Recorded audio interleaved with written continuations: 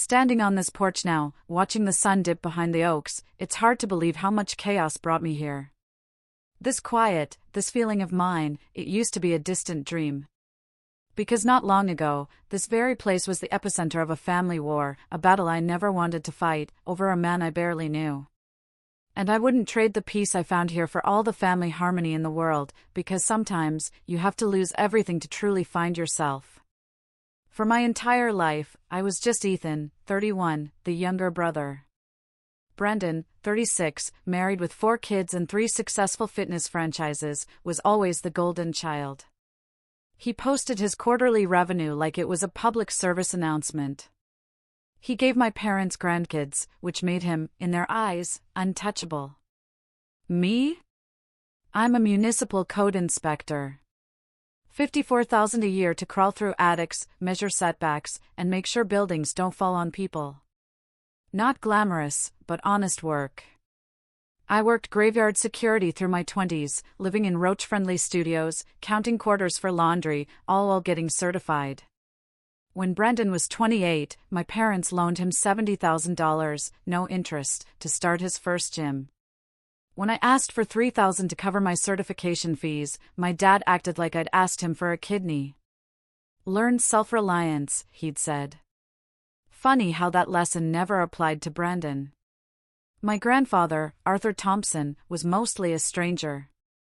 He lived a couple of hours north in Santa Rosa, sent birthday cards with a crisp 20, showed up at 2 or 3 holidays a year. Quiet. Usually reading the newspaper. I always just assumed he didn't care much about any of us. I was wrong. The call came on a Tuesday in March. I was sitting in my truck, finishing a sandwich between inspections, when an unknown number lit up my phone. Mr. Cross, this is Daniel Sterling from Sterling & Associates in Santa Rosa. I'm calling regarding the estate of Benjamin Cross. My sandwich froze halfway to my mouth. Sorry, what? Your grandfather passed away last Thursday. I'm the executor of his will. You're named as the primary beneficiary. Marty. Traffic kept moving. The radio played something forgettable, but my world narrowed to those words. Primary beneficiary, me. Not Brendan. Not shared. Just me. Primary beneficiary of what? I managed to ask. The property at 422 Birch Lane is being transferred to you, pending probate. You also inherit his investment portfolio. Your brother, Brendan, receives the recreational vehicle. He added, the will contains a strict no-contest clause. I stared at the steering wheel, my hands shaking slightly. How much in investments? $267,412 and change. $250,000, plus a house, left to me by a man I barely knew. Why me? There's a letter addressed to you, Daniel said. It should arrive tomorrow. But I should tell you, your mother already contacted my office. She's upset. Of course she is, I muttered. Mr. Cross, he added, his voice lowering, document everything from here on. Dates, times, messages. Inheritance disputes can escalate quickly. That should have been my first warning. My phone rang again the moment his call ended. Mom. No. I answered. Hello. So, the lawyer called you too. Her voice was tight, controlled. The sound she made right before she exploded. This is unbelievable, Ethan. Brendan has a family to support. You're single, living in a 1-bedroom apartment. This distribution makes absolutely no sense. There it was. Not 10 minutes after learning her father had died, and she was already furious about money. I didn't ask for any of this, I said. But you're getting it anyway, she snapped. And you should think about what's right. Your brother has responsibilities. You have nobody depending on you. That word, nobody, hit harder than I expected. I'll talk to the lawyer, I said, keeping my voice even. You think long and hard about the kind of man you want to be. Click. Dial tone. 10 minutes later, Brendan texted. No condolences, no emotion beyond entitlement. We need to talk. This is F*** ed up, and you know it. Call me ASAP. I stared at it, thinking about every year I'd spent in his shadow. Then typed, he made his choice. I'm respecting it. Blocked his number. Forwarded the exchange to Daniel. All family contact goes through you now, Mom called again. Dad. Call from Michelle's phone. Aunt Carol. 5 calls in 10 minutes. I powered the phone off. That evening, I drove straight to my girlfriend Chloe's apartment. We'd been dating 8 months. She opened the door, took one look at my face, and said, "What happened?" My grandfather died, I said. Left me a house and $250,000. My family is losing their minds. Good for him, she said immediately. Come in. That's Chloe. No sugarcoating. Just truth. As I told her everything, she stirred pasta sauce, her brows furrowed, but calm. So, my mom texted me, Chloe said finally. Your mom called her, asked if I could talk some sense into you about being generous with family. You're joking. No. I told her, you don't need sense. You need distance. And not to involve me in her emotional hostage negotiations ever again. Despite everything, I laughed. They're going to make this hell. Probably, she said, setting a bowl in front of me. But you're not who they think you are anymore. You don't owe them the version of yourself they're used to. She looked at me for a long moment. What do you want to do, Ethan? Forget them. Forget expectations. What do you want? I didn't even hesitate. Keep it, I said. All of it. He chose me. Chloe lifted her glass. Then here's to Grandpa Arthur, a man with excellent judgment. I clinked mine against hers. For the first time that day, something in me unclenched. The courier arrived Wednesday morning at 7:45.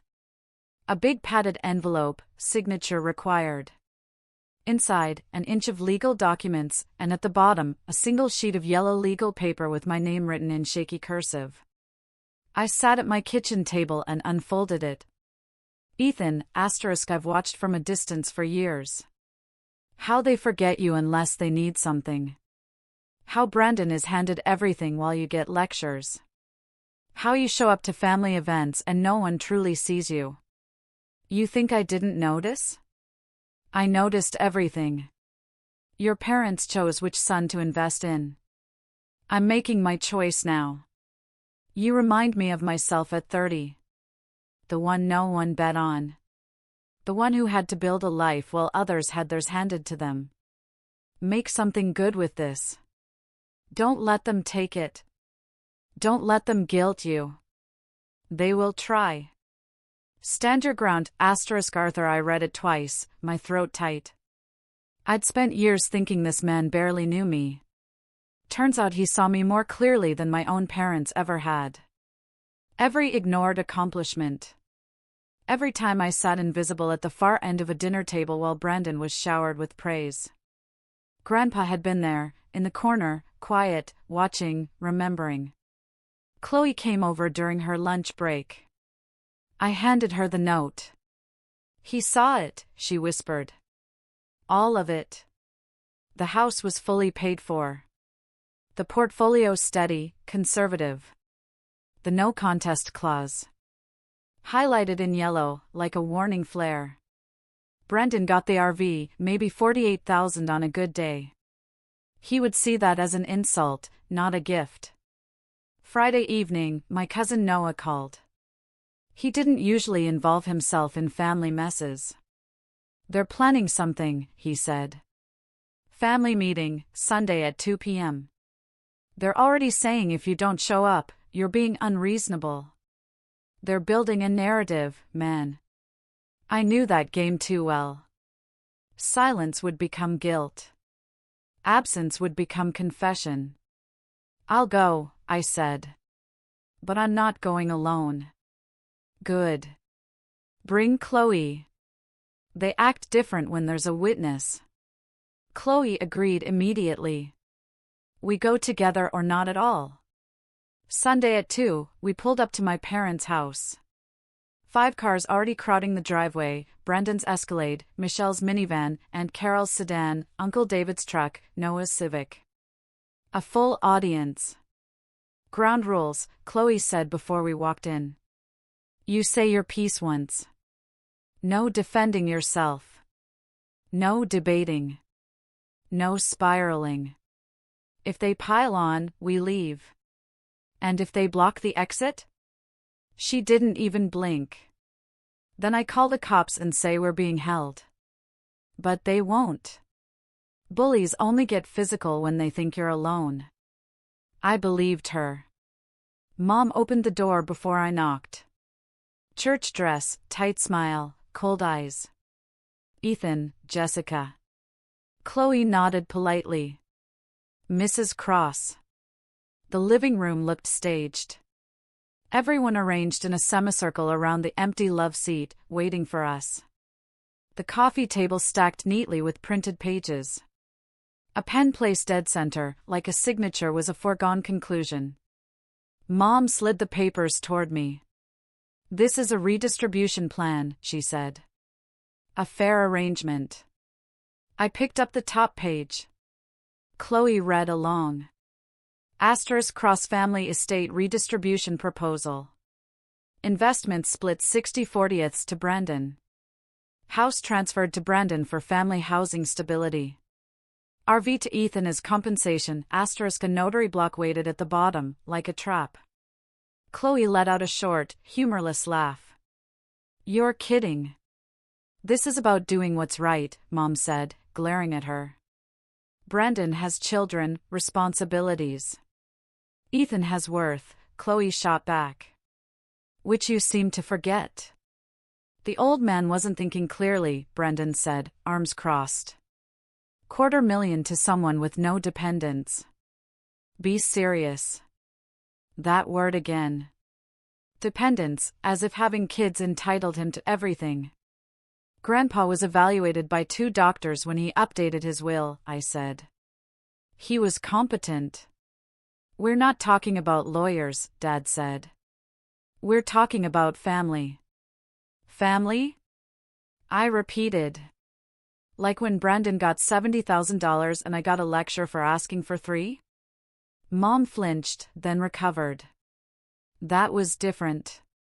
How? I asked. Michelle chimed in, tears at the ready.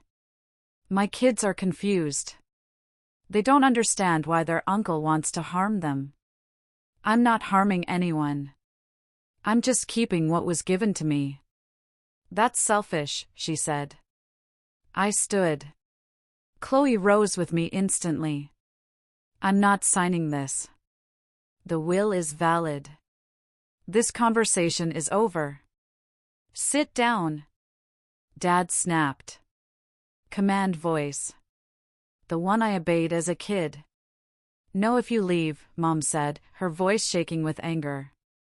Don't expect to be welcomed back. I met her eyes, saw the message behind them. Choose them or lose them, I'm just accepting what you already decided, I said. A long time ago. You're breaking this family apart. Brandon said, standing, his face reddening. Then maybe, I said evenly, you should have planned your finances better. The room froze. I turned and walked out. Chloe followed without looking back. At the car, my hands shook from the adrenaline. Chloe touched my shoulder. You did exactly what you needed to do. Half an hour later, Noah texted. That took guts. Proud of you. Also, they're talking lawyers. I forwarded everything to Daniel, including photos of the so-called redistribution plan. His reply came fast. Asterisk send me all documents. Do not respond to them directly. I'm filing a preemptive cease and desist in the morning. Asterisk for the first time since this began, I felt the ground shift, just a little, toward me. The first sign of escalation came Tuesday morning. An automated email from the Postal Service confirming an address change request for 422 Birch Lane, forwarded to Brendan's house. I called Daniel immediately.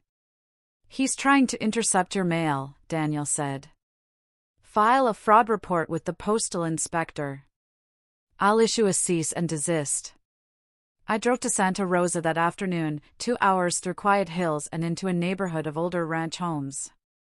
Grandpa's house looked the same as the photos. Tan siding, white trim, a huge oak out front. But the mailbox now had a brand new padlock. My stomach sank. I walked the perimeter.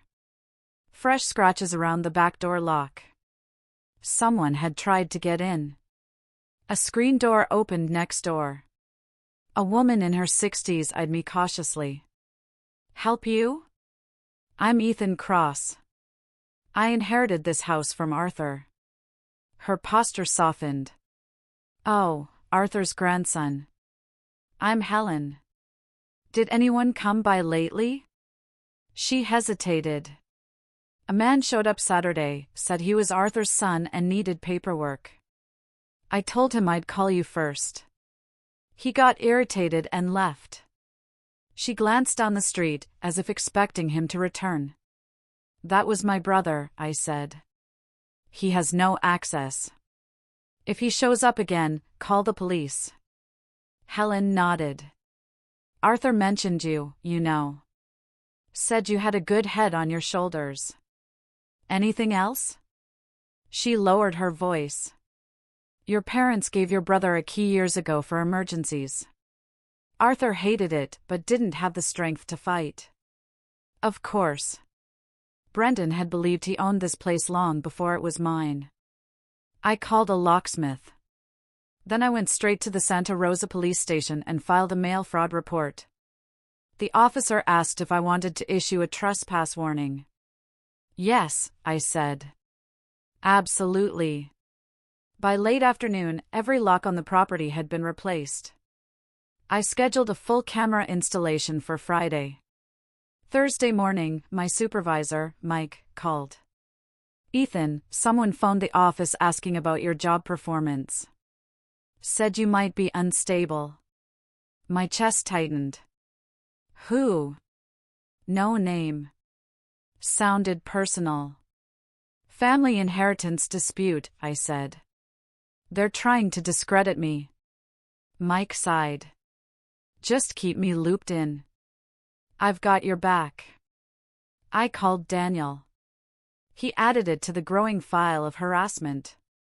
Friday. Cameras went in. 6 total, with motion alerts and cloud storage. While the installers worked, I got another call. A stranger's voice introduced himself. Gary Evans.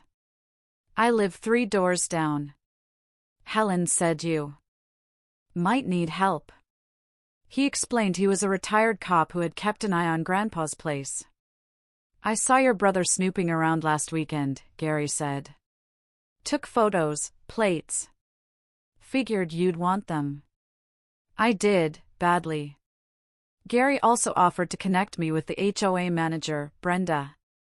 She would later tell me she couldn't patrol, but she'd document anything neighbors reported. By the time I drove home that night, the early signs of a siege were undeniable. At 2 a.m. Saturday, my phone buzzed. Motion alert. Chloe stirred beside me. What is it? I opened the camera feed. Brendan stood on the front porch with another man carrying a tool bag. They're trying to break in, I whispered. Chloe sat up instantly. Call the cops. I already was. I watched the feed while giving the dispatcher my information. Brendan tried the front door, then the back. The motion light flared on, catching his face clearly. He stared directly at the camera, then bolted. 14 minutes later, police arrived at the empty house. I forwarded the footage.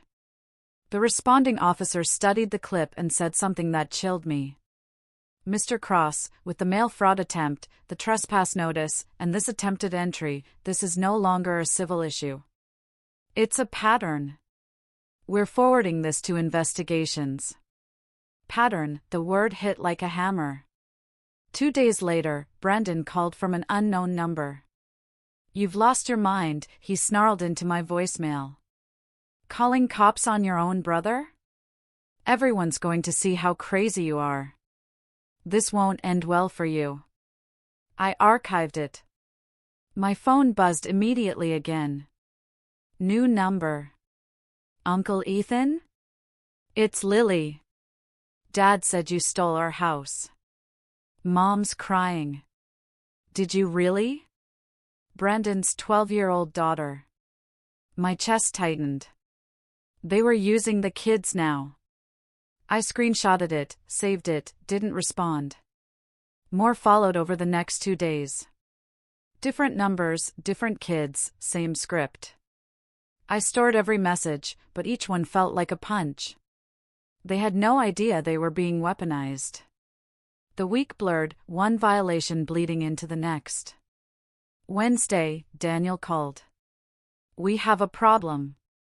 Brandon filed a quitclaim deed with the county. He attempted to transfer the property to himself. Forged her signature, heat surged up my spine. He what? The recorder spotted a fake notary stamp. They turned it over to investigators. This is felony fraud. I'll file supporting reports today. An hour later, Investigator Mendez from the County Recorder's Fraud Unit called. Mr. Cross, we've opened a formal case. Did you sign that deed? No good. That makes this straightforward. He asked for everything. Signature samples, footage, trespass reports, texts, voicemails. To be blunt, he said, this kind of forgery usually comes from relatives who assume consequences won't apply, but they will. My throat tightened. We'll be interviewing your brother shortly. If he lies, we'll document that too. Thursday afternoon, Gary called again. A county investigator stopped by, he said. Wanted to confirm I'd seen your brother trespassing. I gave him the photos, dates, everything. Before hanging up, he paused. Ethan, I know how this goes. People don't forge documents unless they feel entitled, and they don't stop when they're caught. A cold, slow dread went through me. Be careful, Gary said quietly. Your brother's cornered. Cornered people do stupid, dangerous things. The social media campaign started Monday. Chloe showed me the posts. Vague prayers, mental health insinuations, all of it. The next day, a woman from church cornered me outside the grocery store. Ethan, honey, she said, touching my arm. We're all praying you do the right thing. Your parents are such good people. They're hurting so much. I pulled my arm back gently. Thanks for your concern. It's just money, she said. Family is forever. I didn't engage, just left. But it stayed with me. The whispers, the judgment, the assumption. Tuesday, Noah called with an update.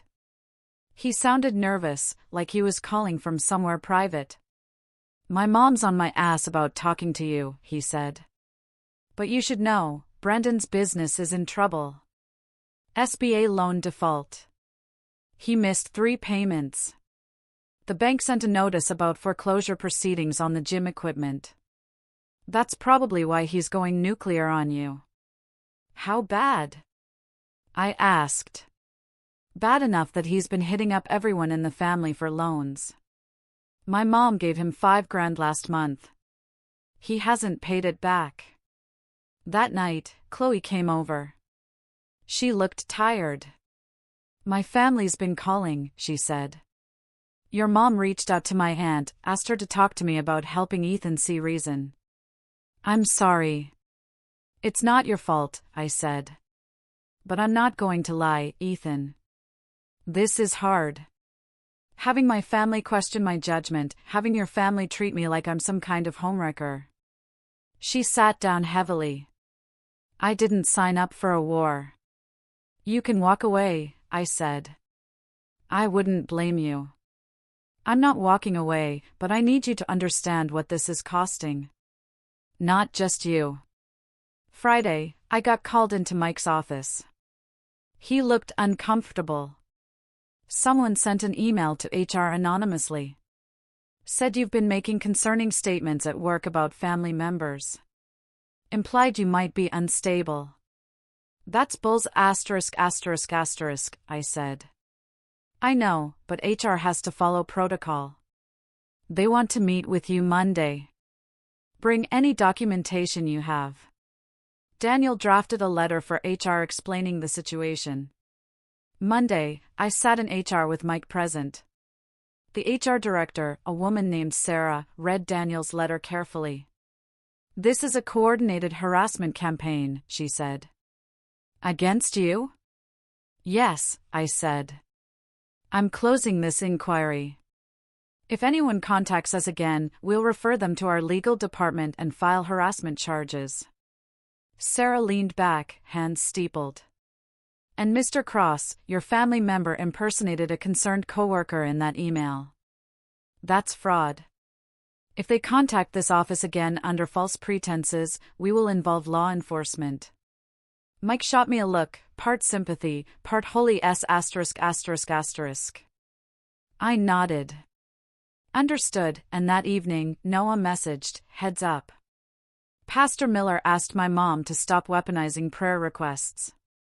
My eyebrows went up. He said it in front of 3 other people, Noah added. She's mortified. I hadn't realized how much I needed that small, sharp piece of justice until it landed. The next morning, Chloe showed me another post from my mom. Asterisk, a mother's heart breaks when one child turns from the family. Please pray for clarity and healing. Asterisk, the tone was syrupy, but the comments were not what she expected. Asterisk, is this about the inheritance thing? I heard Ethan was named in the will fairly. Asterisk, you can't guilt someone into giving away what was legally theirs. Asterisk, why post this publicly? Deal with family matters privately. Asterisk, someone even wrote, asterisk, maybe stop pressuring him. That's not Christ-like. Asterisk, Chloe looked at me. She's losing control of the narrative. For the first time since this started, I felt a flicker of peace. They'd tried to paint me as unstable. Instead, people were questioning them. Just before bed, Noah called again. Dude, my mom and Brendan got into it tonight. Like, screaming. He said something about if Ethan had any decency, he'd fix this. And my mom snapped back that if Brendan hadn't screwed up his entire business, none of this would be happening. He lowered his voice. Ethan, the whole family is cracking. They're turning on each other. I didn't celebrate it, but I didn't feel guilty either. They'd spent months trying to break me. Now they were breaking each other. Daniel called late that night. I saw the updated HR report. That helps us. It establishes a pattern of reputational attacks and impersonation attempts. Pattern, I repeated. Same word the officer had used. Yes. And once the forged deed investigation finishes, that pattern will matter. What does that mean? It means, Daniel said, his voice steady and almost cold, your brother and your parents are creating a legal noose around their own necks.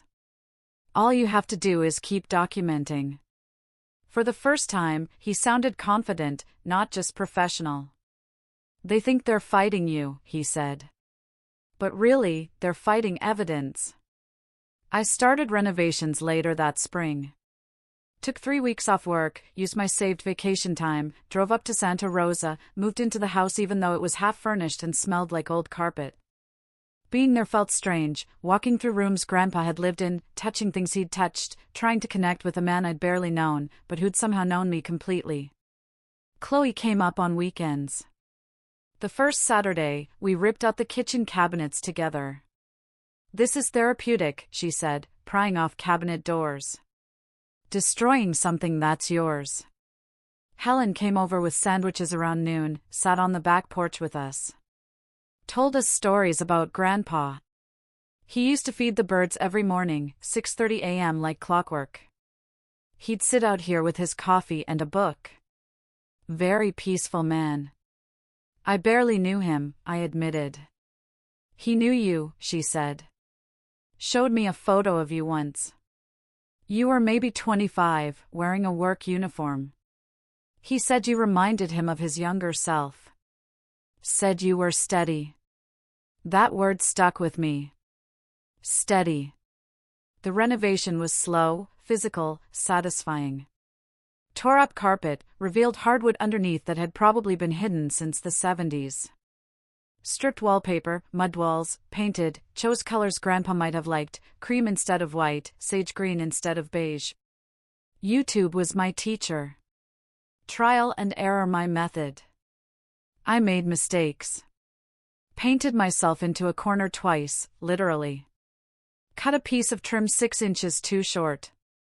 Broke 2 tiles trying to figure out the spacer system. But each mistake taught me something.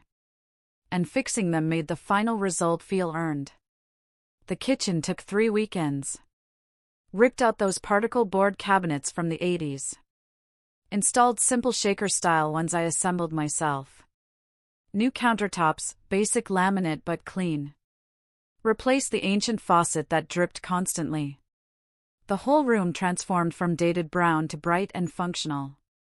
But some nights alone in that house, I'd sit in Grandpa's study and just feel the weight of it. The grief of losing someone I never really had. The regret of not trying harder to know him. The strange sensation of being seen by someone I'd thought was barely looking. One night, I was working in the study, pulling books off a built-in shelf. Something fell from behind the books. A photo. Me at maybe 8 years old. 3rd grade school picture. On the back, in Grandpa's handwriting, asterisk stood up for the smaller kid. Got in trouble for it. That's character, asterisk, I'd forgotten that completely. The fight in 3rd grade. The kid Brendan's age picking on some 2nd grader. I'd shoved him, got detention, got grounded for a month. Grandpa remembered. Kept the photo for 23 years. Chloe found me sitting there holding it. What is it? I showed her. She looked at it, then sat next to me on the floor. He saw the real you, she said quietly. Yeah, I said. He did. And I never even knew he was looking. My voice cracked on that last part. Just broke. And then I was crying. Really crying for the first time since this whole thing started. Not about the inheritance or the family war. About losing someone who'd seen me when I thought I was invisible. Chloe just held me. Didn't say anything. Just let me grieve. Work continued. I hired a contractor for the major stuff, plumbing and electrical, but did everything else myself. Installed new flooring, rebuilt the back porch, replaced light fixtures. Early one morning, as I was hauling debris to the driveway, my phone buzzed with an unknown Santa Rosa number. Mr. Cross, this is Investigator Mendez. Quick update. We're close to finishing our review of the deed. I may need you to come in soon to identify signatures formally. His tone was clipped. All business. Is that bad? I asked. For the person who filed it, he said. Yes. He paused. And Mr. Cross, keep documenting. Patterns matter. Then he hung up. I stood there in the driveway, holding a trash bag, listening to the hum of cicadas. The world was ordinary, quiet. But somewhere behind that quiet, something heavy was starting to tilt. One Friday evening, I was painting the living room when someone knocked. I looked through the window. Brandon. Alone. No truck. Must have parked down the street. Smart. Didn't want neighbors calling in his plates again. I didn't open the door. Just pulled out my phone, started recording through the window.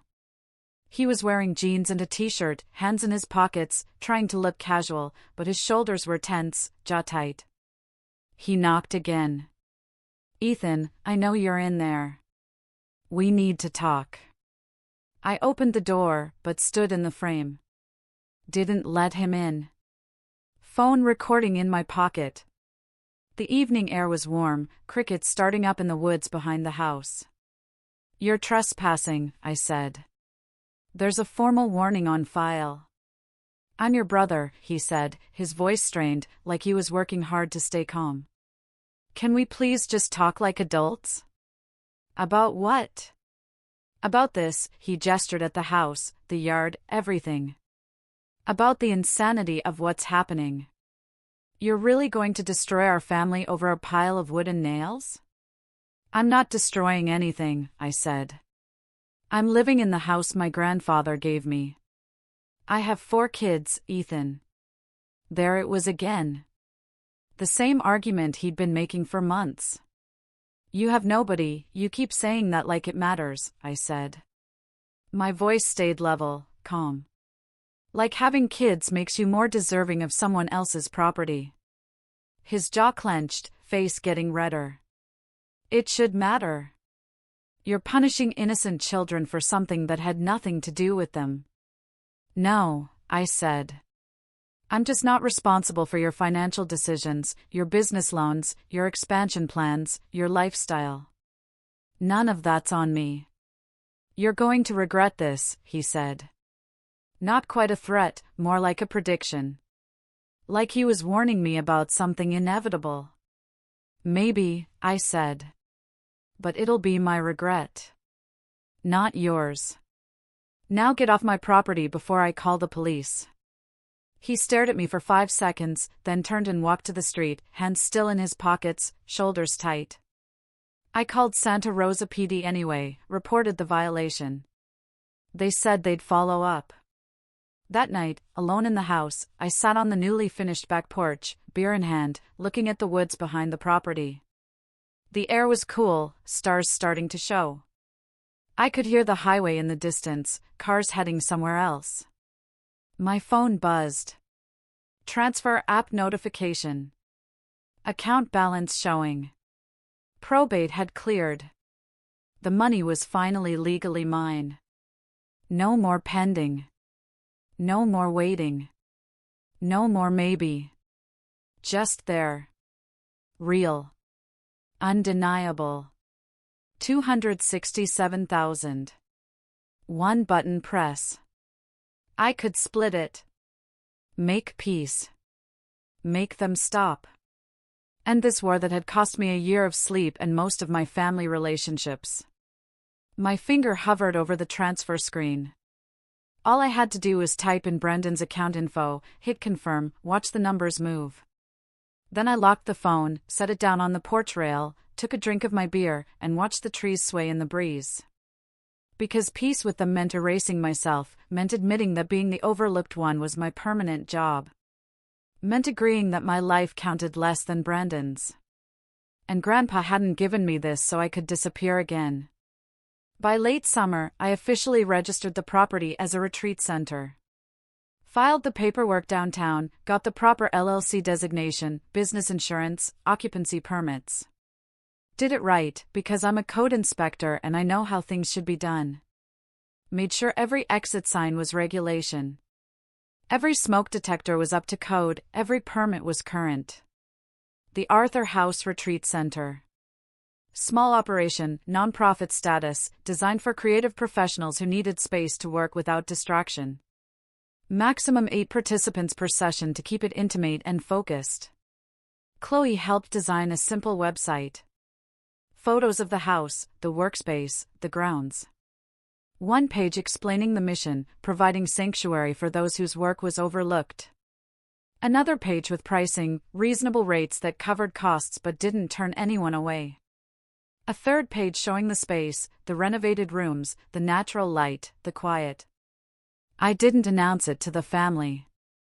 Didn't send invites. Just made it exist and let it speak for itself. Noah texted me. Saw your website.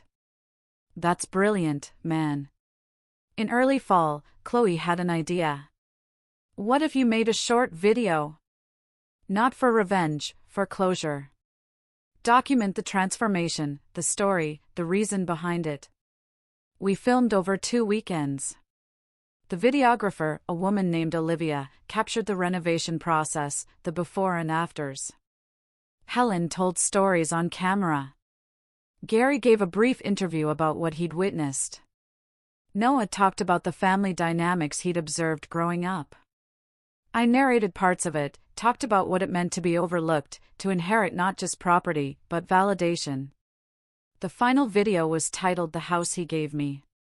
We uploaded it to YouTube mid-October.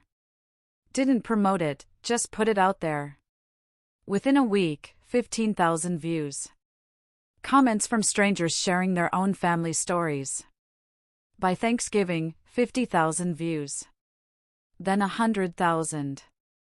One comment kept getting liked over and over, asterisk sometimes the quietest person in the family is the one paying attention, asterisk it hit me harder than it should have. Another, your grandfather knew exactly what he was doing. For the first time, strangers understood me better than my own family ever had. Right around this time, Daniel emailed me one line. Asterisk county forensic examiners completed the deed analysis. We'll talk Monday, asterisk short. Clinical. But it thrummed under my skin like distant thunder. Something was coming. The message from Noah came late one night. Your mom saw the video. She's furious. Says you're embarrassing the family publicly. I read it twice, felt nothing, just a kind of quiet acceptance. They had spent months attacking my character in whispers and prayer circles. Now the truth was simply visible, and visibility felt like justice. They tried again before Thanksgiving, Brendan and Michelle. This time, I didn't open the door. I called the police. They got cited and finally stopped trying to show up in person. Helen told me later the neighbors were talking. They saw the video, she said. They think it's beautiful, and they think your family is, well, they think they should be ashamed. She didn't say it cruelly, just truthfully. That's when I realized the power of telling your own story. When you stop letting other people speak for you, their voices suddenly don't matter as much. Christmas I spent at Helen's house. She invited me and Chloe, made turkey and all the sides. Her adult kids were there, their families. Gary came over with his wife. Brenda stopped by with dessert. This is what family should feel like, Chloe said later. Yeah, I agreed. January rolled around. The 1-year anniversary of Grandpa's death approached. I'd been in the house 9 months now. It felt like mine. February 3rd, around 7 p.m. There was a knock at the door. Aggressive, persistent. I checked the camera. Brendan, my dad, and my Uncle David. All 3 of them. I called the police first. Active trespass violation. 3 people. Previous citations on file. Then I went to the door but didn't open it. Spoke through it. You're trespassing. Police are on the way. Open this door. Dad said, a voice I hadn't heard in 10 months. Still had that authority tone. No, I said. We are your family. You owe us a conversation. I don't owe you anything. They left before the cops arrived. I showed the footage anyway. The responding officer reviewed the video twice. Mr. Cross, they were explicitly warned. This escalates it to misdemeanor trespass. Charges will be filed. His tone was sympathetic in a way officers rarely are. I nodded, a small, exhausted relief settling in. March 15th. I was doing yard work when Helen came over holding a piece of paper. This was in my mailbox, she said. Addressed to you. It was a handwritten letter from Mom. No envelope. Just folded paper. Asterisk Ethan, your father is having health issues. This is your last chance to be part of this family. Mom, asterisk, I read it twice. Handed it to Helen. What do you think? I asked. I think it's manipulation. Classic guilt tactic. I dropped the letter into the folder on my laptop. I didn't respond. Didn't engage. April, I got a message from Noah. Heads up. They're planning something. Maria mentioned a lawyer consultation. Nothing came. No lawsuit. No new demands. Just silence. The eerie kind. One Monday morning, Daniel called. Ethan. The DA reviewed the forged deed case. Your brother will be charged with 1 count of filing false instruments and 1 count of attempted fraud. Your parents were interviewed as well, Daniel said. My parents? I asked. They attempted to corroborate Brendan's story, Daniel said. But the signatures, timestamps, and surveillance footage contradicted everything. The DA decided not to pursue charges against them, but the report does not look favorable. I didn't feel joy, just a deep, steady validation. Finally, someone in authority saw the truth. Well over a year after Grandpa died, the video had climbed into the hundreds of thousands. A couple of local blogs reached out. I said no. I was sitting on the back porch with Chloe, sunset coming through the trees, when my phone rang. Unknown number. I almost didn't answer. Hello, Ethan. It was Brandon. I stayed quiet. Let him talk. I need help, he said, his voice different. Defeated. Michelle left me. She took the kids. The business is gone. Bankruptcy. I've got nothing. I'm sorry to hear that, I said. And I was. I know I messed up. Everything with the house, the inheritance, the way I acted. I took it out on you. The forged deed, the cops, using the kids. I know it was wrong. I couldn't see past my own panic. Yeah, I said. You did. Is there any way? I'm not asking for money. I just needed to say I'm sorry. I looked at Chloe. She didn't tell me what to say. She just waited with me. Okay, I said. That's it? Just okay? What do you want me to say? That we're brothers again? I mean, yeah. You tried to steal from me. You tried to ruin my job. You tried to turn the kids against me. Brendan, this is who you became. Silence. I accept your apology. I believe you're sorry. But we're not family anymore. That changed the day you chose violence over honesty. So that's it? You're just going to let me lose everything? I'm not letting you do anything. You did this, not me. He hung up. Chloe reached over, took my hand. How do you feel? Tired, I said. Just tired. September, I started hosting small creative retreats at the house. Writing workshops, art intensives, music composition sessions. 8 people each weekend. All of them carrying the same story in different shapes, being overlooked, being too quiet, being told their work didn't matter. But here, it did. Participants paid modestly. Meals were simple. Evenings were communal. And everywhere in the house, people breathed a little easier, like they finally had permission. That's what the house became. Permission. Validation. Helen helped coordinate. Noah came up one weekend, brought his camera, documented everything. By November, I had bookings through the next summer. The DA emailed Daniel a short update. Brandon entered a plea agreement. Fines, community service, and mandatory financial counseling. No further contact with you for 2 years. Daniel forwarded it to me with a single line, "It's over," and for the first time, it felt true. Almost 2 years after that first call from the attorney, I stood on the back porch at sunset, beer in hand, looking at the woods. The same view Grandpa had seen every morning with his coffee and birds. "Thanks for choosing me," I said out loud. The wind moved through the oak tree.